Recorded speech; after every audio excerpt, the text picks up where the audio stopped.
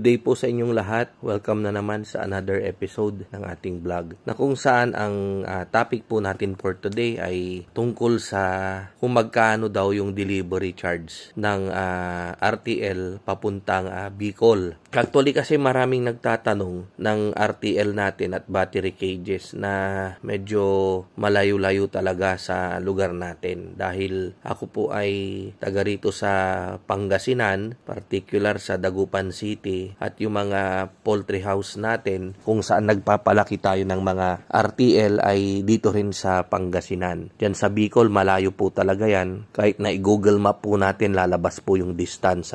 Para mabigyan ko kayo ng idea kung magkano, ibibase na lang po natin dun sa dating nadalhan namin diyan sa may Bato, Camarines Sur. Kami po ay nag-install ng battery cages. So, iba po yung delivery charge nun. And then, RTL, iba rin po yung delivery charge nun. Nung una, yung sa battery cages, naningil po ako ng 20,000 para sa delivery charge. Syempre, gagastos po tayo ng gasolina, pagkain ng mga boys natin, mga bayad sa mga toll gate, ganyan. So, nag-charge ako ng 20,000 kasi napaka maayos kausap yung si Sir Charles Gonzales. Sila yung nasa Australia,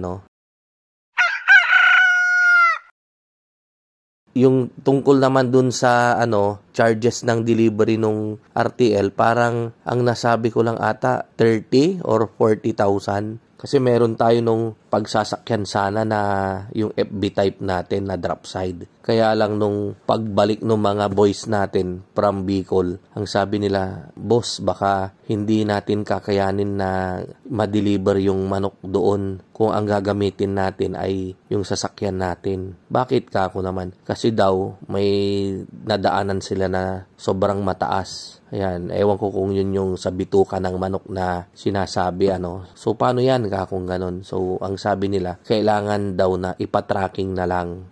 No choice tayo. Siyempre, isipin natin yung kaligtasan ng mga kasamahan natin at siyempre yung mga alaga natin. Kumontak na lang ako ng tracking at ang nakontak ko si Kateri. Yan, si Kateri ay matagal-tagal na rin nating nakakasama. Sila yung hinahire natin kapag may mga delivery tayo ng RTL, lalo na kapag medyo 1,000 plus na heads yung ating isasakay. Kasi nga po yung aming FB na L300 na drop side, ang capacity po niya ay pang 960 heads lang. Kapag sumobra pa dyan, kailangang mag-hire na tayo. So, kinausap ko si Kateri, tinanong ko kung magkano yung i-charge niya sa akin. Napagbigyan naman niya tayo, yun. At ang siningil niya sa atin ay 50,000. 30 lang ata yung hinihingi kong delivery charge kay Sir Charles Gonzales. Ayoko naman ayoko nang guluhin yung usapan namin kasi nga may usapan na. Pareho lang naman kaming walang idea. So, nagkamali ako, and then kapag i-correct ko sa kanya, baka mas magulo pa yung transaction namin. So, ang ginawa ko ay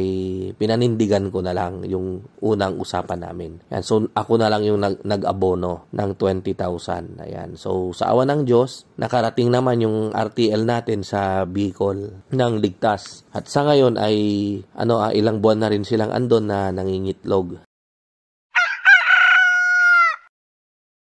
Gumawa ako ng vlog na to para mai-share natin sa mga nag-i-inquire ng RTL. Kasi kapag malayo po talaga, pinapa-tracking po natin yan. So, kaya ganun po yung kanilang chinya-charge sa atin. At syempre, kailangan rin nilang kumita bukod dun sa napakalaking expenses ay sa daan, gasolina, pangkain. So, dun sa mga nagtatanong, wag po kayong magtatampo, pasensya na po kayo. Yung mga below 1,000 heads, ganyan. So, napakahirap po. Hindi po siya advisable. Kasi po, kung ganun rin lang, tapos ang mahal ng delivery charge, malulugi lang po kayo. So, mas maganda po, hanap na lang po kayo ng legit na mapagbibilihan ninyo ng RTL at battery cages malapit dyan sa inyong lugar. Ayan. So, ganun din po yung mga tawid dagat, yung dyan sa Visayas at Mindanao. Ayan. So, sana maintindihan nyo po. Kita-kita po ulit tayo sa mga susunod nating vlog. Maraming salamat po ulit sa inyong